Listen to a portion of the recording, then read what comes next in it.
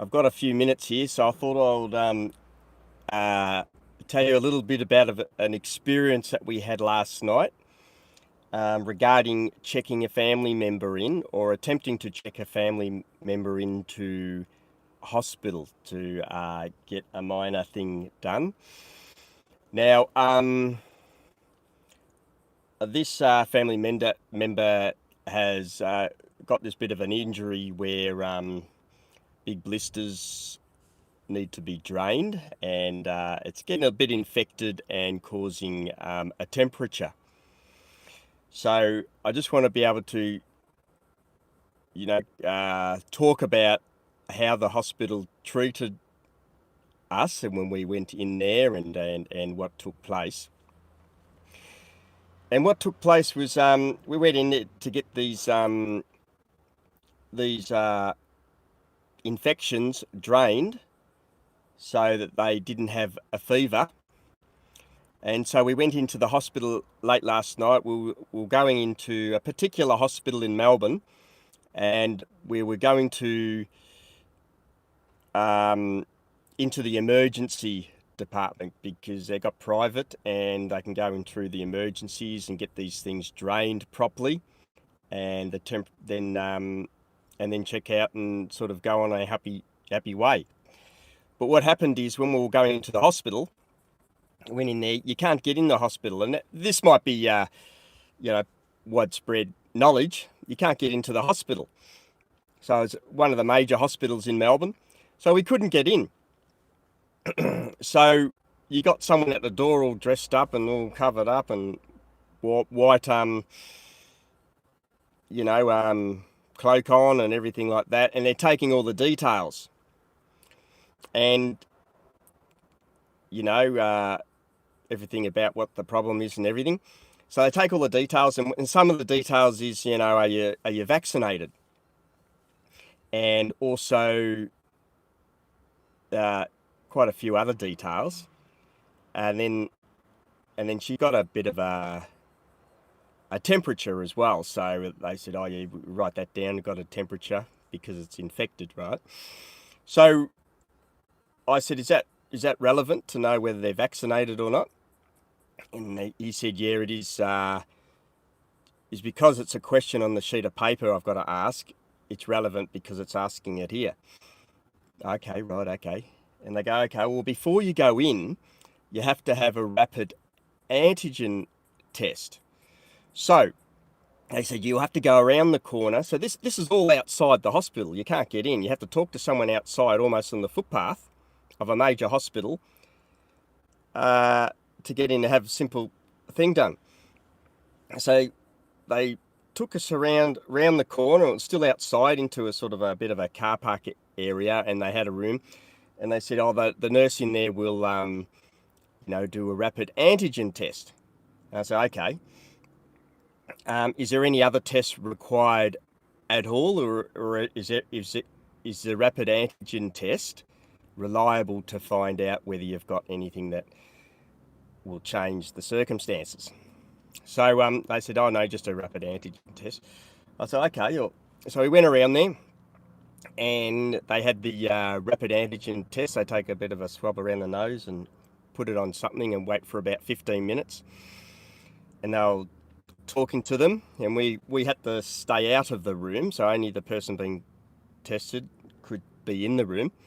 Anyway, they go on to say, okay, yeah, so the result of the rapid antigen test came out, but they didn't say anything to us yet, but we could hear the nurse.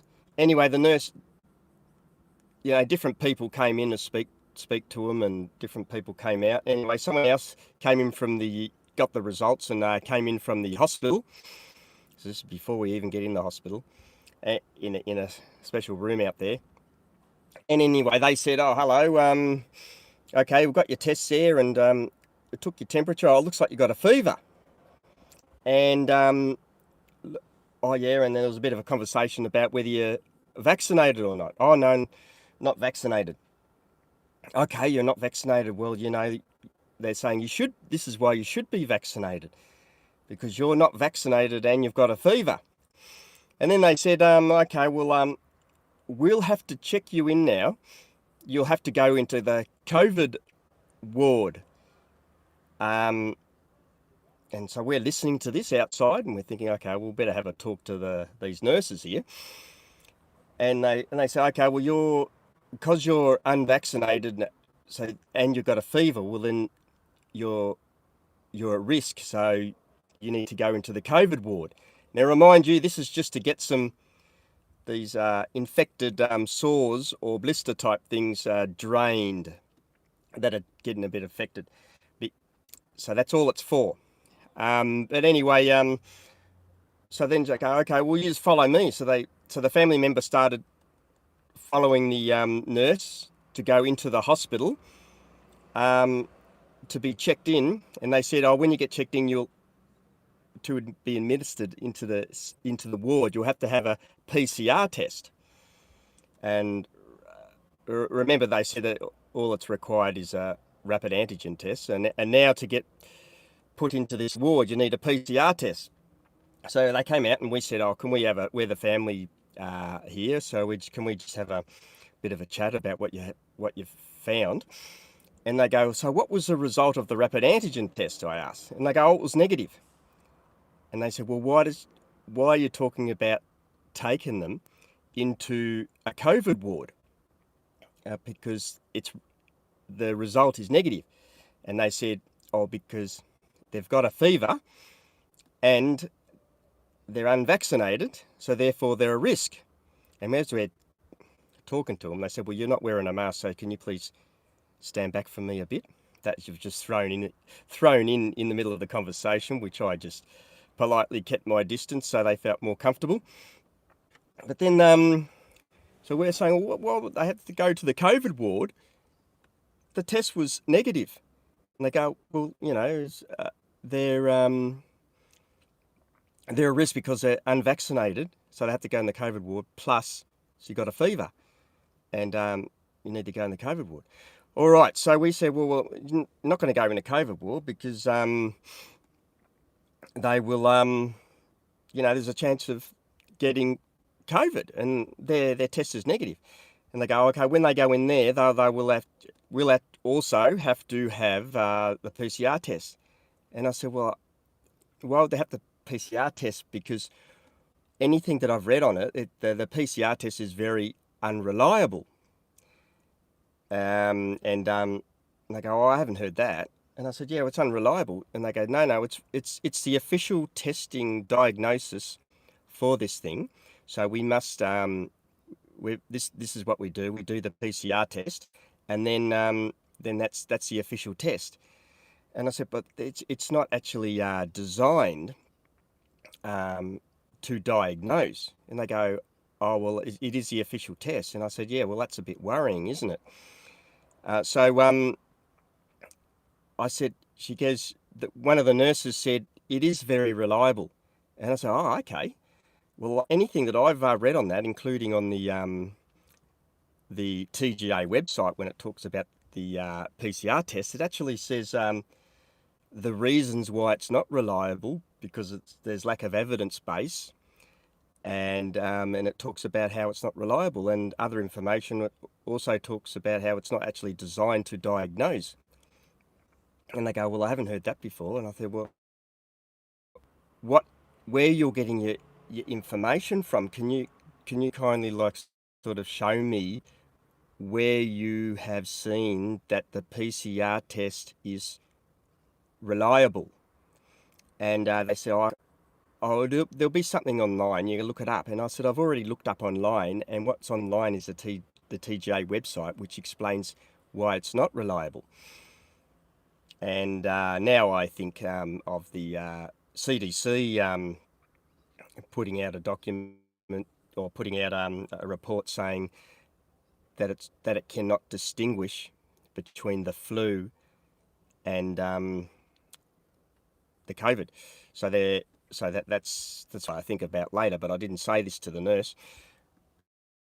And I said, oh, can you show me? Because whatever I've looked online, I can't see anything saying that it's reliable. And they go, well, this is what we officially use. And I said, yeah, I know, but that's why I'm a bit worried a bit. This sounds a bit worrying.